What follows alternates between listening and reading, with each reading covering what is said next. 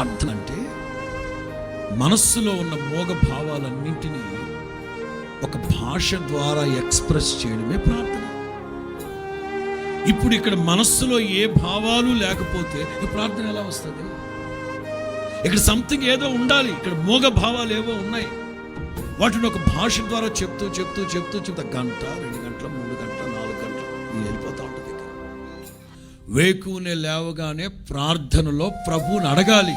ఏమడగాలి? రాత్రంతా నిన్నంతా కాచుకున్నావు, నిన్నటి కంటే ఈ రోజంతటికి కావలసిన కృప నాకు దయచేయండి అని అడగాలి.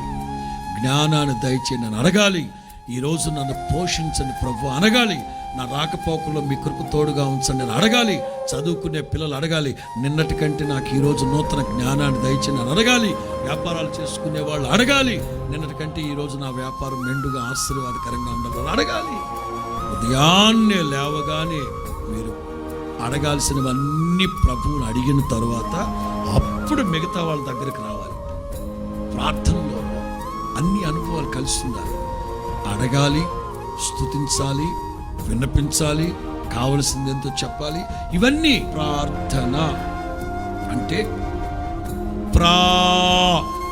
అంటే ప్రప్రథమముగా, అర్థన అంటే అడగడం. నీవు ఉదయాన్నే లేవగానే ప్రప్రథమంగా ఎవరిని అడగాలి? ఏమడగాలి? ఉదయాన్నే లేవగానే మన నోట, మన కంఠధ్వని ప్రభు.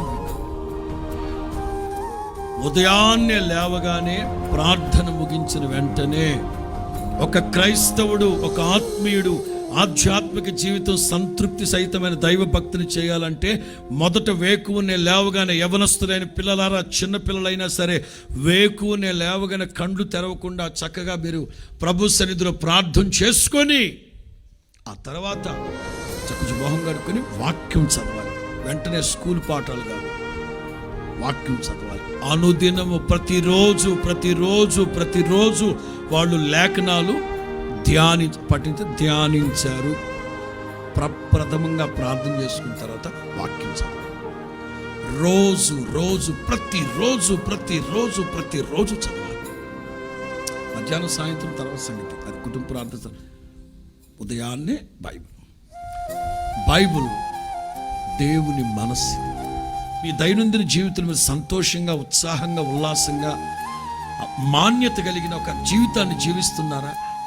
ఎప్పుడు కన్నీళ్ళు, రోగాలు, మానసిక క్షోభ, టెన్షన్స్, బాధలు, బీపీలు, షుగర్లు, ఇట్లాంటి దరిద్రపు అనుభవాలు సాగిపోతున్నారా?